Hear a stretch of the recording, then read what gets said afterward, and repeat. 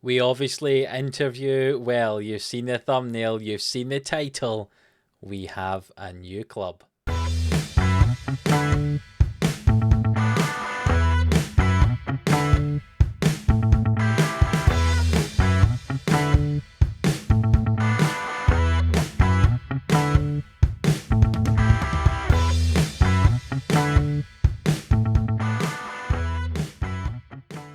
Yes, hello, welcome into Living Sports here for another episode of Glory Hunter on Football Manager 22. If you're new around here, hit that subscribe button so you do not miss an episode. We had the World Cup the last few episodes. Go and watch them back. You'll see how that ended. We also had an interview for a new job at Manchester United. And today, we have been offered that job. A 3-year contract and £110,000 a week. We're going to start negotiations. And the negotiations are going to be finalise that deal.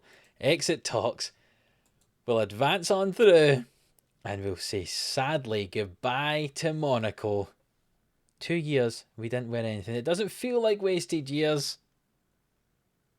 But it kind of is wasted years. We struggled at Monaco to get past PSG as PSG were so good. And Man United have chosen to take the punt on us. And we'll see how we get on at Manchester United. And a move which is sure to spark plenty of heated debate. I've left Monaco to join Manchester United. A record with 297 wins, 86 draws and 67 defeats. We've got 2 league titles and 4 cups. There you go. I will face pressure to bring immediate success, having stepped up from his previous standing to take sole charge. Peter Bosch was apparently a favourite for the job. I don't even know who that is. There we go. Monaco, unfortunately for them, are now looking for a new manager. But I'm sure they'll find one. And we'll advance on here. And we'll see what this Manchester United team looks like. You can see the media prediction is for us to finish first. Yeah. First. No pressure at all, huh? 2030, which is last season's campaign, most frustrating season in their history as they finished runners-up in the Champions League and FA Cup. They also came third in the league, so they didn't win any of the tournaments that we need to win. Hopefully, we can win them all this year. So here we go. There are a few players in the last year of their contract. We'll get to that in just a moment. Some players are a bit unhappy. And Jaden Sancho is apparently surprised that I was hired. Well, we're surprised that in this world you're still at Tottenham somehow. Season expectation. Let's lower expectations as much as we can. Just getting to the final of the Champions League, top 4 in the league, final FA Cup and final of the Carabao Cup. Eh? That's lowered expectations at this club. Wow. Right, well, let's do a quick run through of the players who are in this team. We'll see what we might have to do with our £250 million of transfer budget. And in the next episode, we'll show you what squad we have created. And we'll get started here at Manchester United. I'm slightly taken aback. So our goalkeeper looks like it's Dean Henderson. Don't really want to change anything at all here. Still on contract for another couple of years. Very solid keeper. 33 years of age. Got another 5 years in him comfortably as a goalkeeper. They get to that age now. Solid goalkeeper. He's got a lovely young Serbian backup here. And a Swedish one as well. I don't imagine we'll be seeing much of them though. We have a couple of right back options. Dodo here, the Brazilian right back. He is only contracted for another year. He looks nice physically. He's all right. He's only 5'5". That's a worry. Might get rid of him. He's on £200,000 a week as well as a backup. So maybe not. Experienced player. Yeah, we'll see what we do with him. Another option, also 31 years of age, another experienced player, it's Salamanca. Remember, we had him at Roma for a year. We sold him to Man United. He's been a fairly solid member of the team since then. I'm not sure either of those will be my first choice right back, though, so maybe we'll be getting some more money by selling some of them and bringing someone else in. At centre-back, we have Wesley Fofana, arrived for £94 million from Leicester. We all know how good Fofana is. Solid 29 years of age.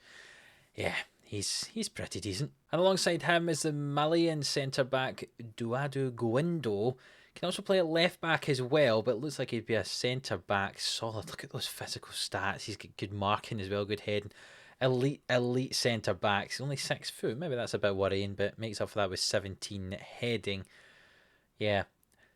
Don't think we need to do much at centre back. The backups, however, are maybe a little bit more questionable. Jovanovic here, he's all right, I would say. Probably, nothing special though, but he's a solid centre half. And Luke Mbete here as well. He's English. That will help for the homegrown cohort. He was previously at Manchester City though, before going to Watford and then being signed. £22 million for a backup centre back. I mean, he's not really that good. He's all right, but not that amazing. The other left back options, as well as Guindo, who said can play left back. Owen Wijndal here, the Dutch left back, 30 years of age, nice, solid, well-rounded player. Can maybe just add a little bit more going forward. Say crossing 14, dribbling 12. Maybe he could be a little bit better going forward. Defensively, he's all right. He's very solid. Can play centre back as well. I wouldn't want him to play centre back. He's only 5'9", but solid. Another one is Marc Cucurella here. He played up against us when we were Spain manager, remember? I think, was he still at Villarreal when we were at Villarreal? I'm not sure if he... was he still at Madrid and we were at Villarreal? I'm not sure if maybe he'd left by that stage. I can't quite remember exactly what years we were there and he was there. But he did play against us in the quarter-final of the World Cup for Spain. So another option. But ageing, that's a common theme with their defence. Not a huge number of amazing young defenders. In their early 30s, a lot of them. It looks like there's 5 central and defensive midfielders in the first team squad at this moment in time. First one, Jude Bellingham, 27. We all know how good Jude Bellingham is. He's developed into a fine player here. Another great player is Nicolo Rovella here. He was at Genoa and then Juventus. He went to Dortmund in the save and then Man United. Solid Italian central midfielder. Him and Bellingham could still be in there for a couple of years comfortably. I've not had a look in the reserves and the young teams yet. I'll look at that in the future, but these are just the folk that are in the first team squad at this moment in time. Their backups are Nico, the Spanish central midfielder. Again, very solid. We know him. He was at Barcelona. Was it Roma when were we there for one of the years at Roma? I think, if I remember rightly, possibly it was that last year we signed him for Roma, and then he's went on to join Man United. Conor Gallacher, another player who we've had before. We had him on a loan at Villarreal. He was signed £30 million by Man United. He's played every league game almost last year. A nice solid option in there. And the Russian Maxim Mukin, who was signed from Juventus. He's actually played at 2 of the clubs we've managed at, but never while we were managing at those clubs. He's been at Monaco and then Roma, Juventus, and now Man United. I don't really see a future for him here. And if someone wants to offer £40 million for him, I'd take that. Now let's look at the players in the kind of attacking 3 positions in the team. Michael Michel, the French wide player, where we're looking at him at one point when we were just started at Monaco, but we didn't have the £100 million that it cost. Yeah, Man United paid £100 million for him, playing off that right hand side, I imagine. Good agility, good physical stats there. He's only 5'7", but he's got amazing dribbling, good first touch. His finishing's disappointing. You're kind of surprised that for a man of his finishing abilities, gets 11 goals in 30 games, and you've only got finishing in 9, but he's a very tricky player out on that right-hand side. Performs pretty well. Looks a solid option for us there. Another option on the wing is a 30-year-old Jaden Sancho. No introduction really needed for him. He's pretty decent, can play either side. Antonio Nusa, the Norwegian, is at Club Brugge to start the game. Then we went to Dortmund here and then Man United. Quite a lot of players are aware to go via Dortmund, then Man United here, but £66 million played for him. He looks a pretty decent talent. Marcus Rashford, 32 years of age, is still here, still a one-club man. Pretty good, not bad for 32 years of age. Probably good to keep him here, useful for the homegrown cohort as well, I suppose, isn't he? Even though he's the type of player I'd possibly be getting rid of. Typically, I think we'll keep him around. Useful, as I said, homegrown talent. A young winger here, he's currently listed, I say young, he's 27, he's not young at all. He's currently listed, he doesn't have a squad number, but he looks okay. He's a 3-star player apparently. Isaac Chubangu, he's arrived from Anderlecht for £47 million, not really played since he arrived here. Bit of a waste of money probably. See if we can make some money back on him maybe. And up front we've got Victor Osimhen here, who is wanting to leave at the moment. We'll see if we do let him leave. He's 31 years of age, Nigerian, arrived from Napoli for £70 million. scored quite a few goals for Man United since he's been here. Maybe not as many as he'd liked, but he scored quite a few, and we know we played against him in the Champions League when we were, what, Villarreal? Was it Monaco? Was it Roma? Either way, every time we play against him, he likes scoring goals against us. Maybe he'll score some for us. And a very promising talent here. The last one kind of in the first squad, Marco Bertolino, young Italian striker. He hasn't capped for Italy, but he's got some decent stats. Just finishing a 10. Not great for a striker. Maybe I have to play in another attacking position. But yeah, that is the squad.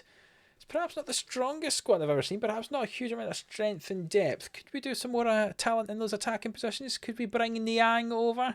Maybe. That could be an interesting thing to do. We could maybe do some defensive midfield cover, I would say. Certainly central midfield cover. Could do with an extra one in there.